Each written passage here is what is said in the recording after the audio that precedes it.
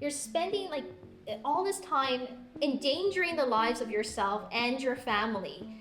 Who does that if it's just for fun? Everyone always says, well, why didn't they just apply from abroad? But the process is so broken and so difficult that it's not a real option for many people. If you're going to help somebody, help them. Otherwise, don't say that you're going to help them, right?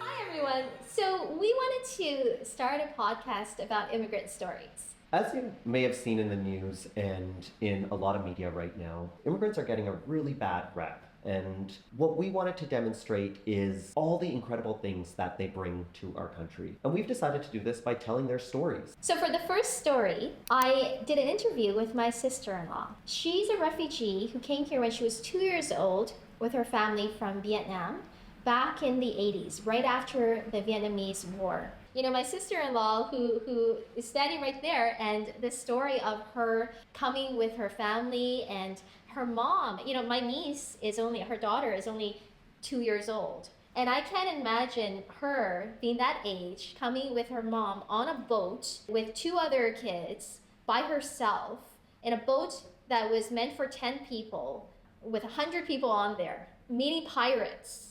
10 days on the freaking Pacific Ocean. Unbelievable to me. And it really brings up the issue of boat refugees and what happens. And I think the main point, and you could hear from that story about the horrifying things that happened to the people in that boat, is that nobody wants to come here by boat. It's the worst way to be able to travel as a refugee. You meet so many things like pirates and drowning and risks like that. But yet they have to, because there's no other choice or no other way to be able to come. I mean, in Canada, the way we're geographically situated is we're separated by all these oceans and the US. But in terms of the oceans, we really don't have that many boats at all that come to our shores. But I remember almost a decade ago, we had 2 ships, I think, that came from Sri Lanka. And there was such an uproar in the media and, you know, all the political backlash about how we're going to be overrun by people in boats, which was so ridiculous at that time. Yeah. And even the government came out and really made it difficult for what were very serious people who had very serious persecution and refugees to be able to come to Canada. And so many of them spent so much time in detention and were held and not able to actually make a refugee claim properly. Like, to go through all of that, you're spending like all this time endangering the lives of yourself and your family. Who does that if it's just for fun? It's definitely situations when people are desperate. And I think what people don't realize, and I think what's really important in this emphasizes, is how hard it is to actually be an overseas refugee in Canada. Everyone always says, well, why didn't they just apply from abroad? But the process is so broken and so difficult that it's not a real option for many people. Mm-hmm. When you're talking about overseas refugees, you're talking about people who go through the sponsorship program where people in Canada or the government might sponsor them, right? Exactly. So there's kind of 3 main ways to do it. There's the government sponsorships. There's something called Group of 5, where 5 people or more can get together and create a financial plan to sponsor a refugee. Or there's designated organizations that can sponsor a refugee, and they get to bring in a certain number per year.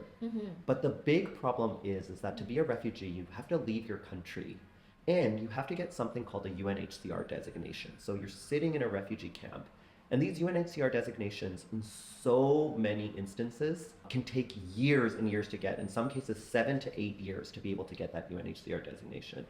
And only then can you then apply to do this. And then this process, the Canadian part of the process, can take 2 to 3 years on top of that. And part of that, after you've already been designated as a UNHCR refugee, is the Canadian government has these interviews. So they're not like refugee hearings here. An officer just kind of does it. They don't record it. Nobody really knows what's said in that interview except for officer notes. Officers are not primed with refugee law and often don't understand it and make major mistakes. So after all of that, up to a decade of waiting, people will often get rejected on issues that aren't actually legally sound. One of my first jobs when I was in high school was working with an organization that was looking at these applications for people who are hoping that a designated organization would sponsor them.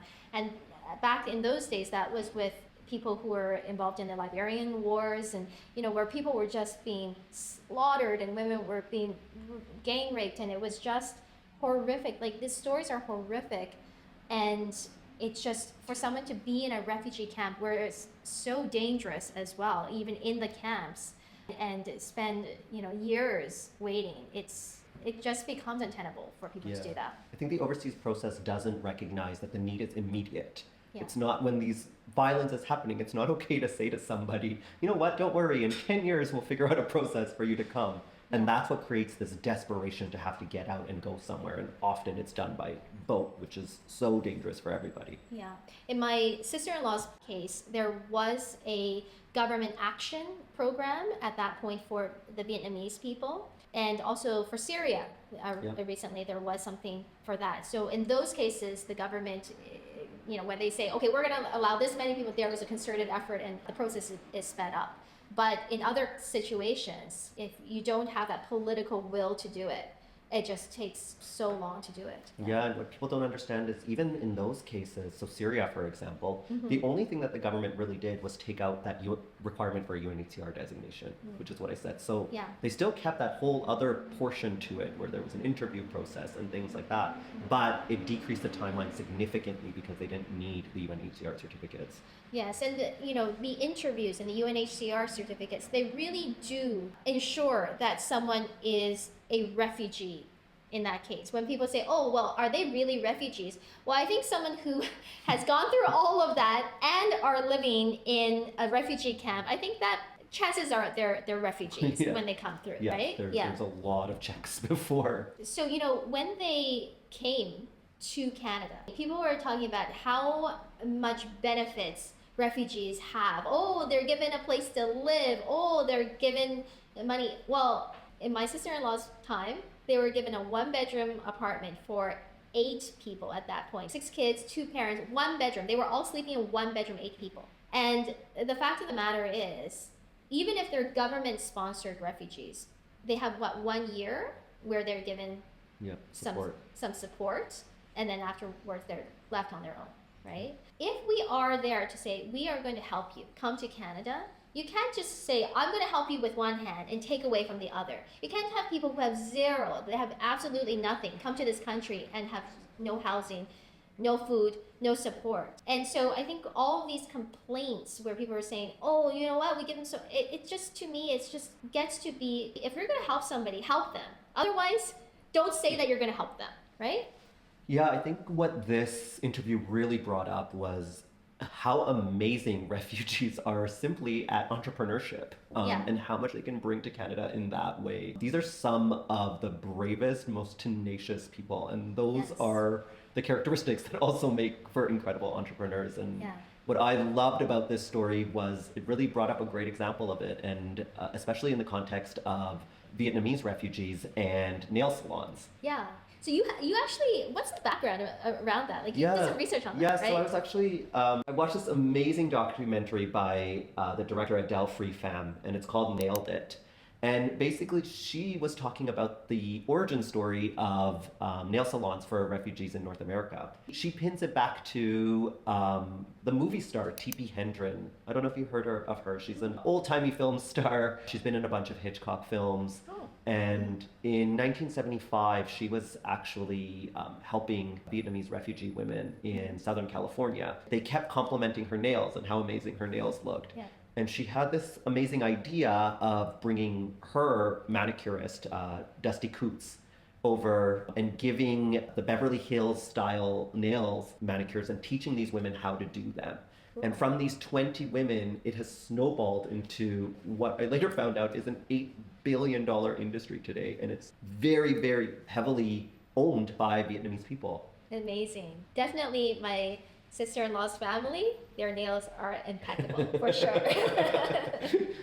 And I have to say, her mom is just a ball of energy with all the kids. She still works in the nail salon, and they now have several nail salons as well in Montreal. The family is incredible. They're all doing incredible things. The mom is just like go go go go go. She can do work that 20 people other people will take to do.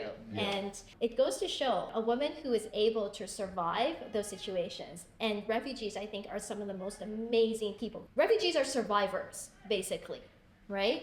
And to have these incredible survivors come to our country, and all we need to do is give a little bit to help them, support them in the first beginning stages of their lives, and they just make incredible things happen in our country. I really want to take the chance to thank your sister-in-law for telling us this story. It was an incredible story, and I think it really highlights a lot of the issues that we're talking about. For sure. Thanks, everyone. Thank you. Take care.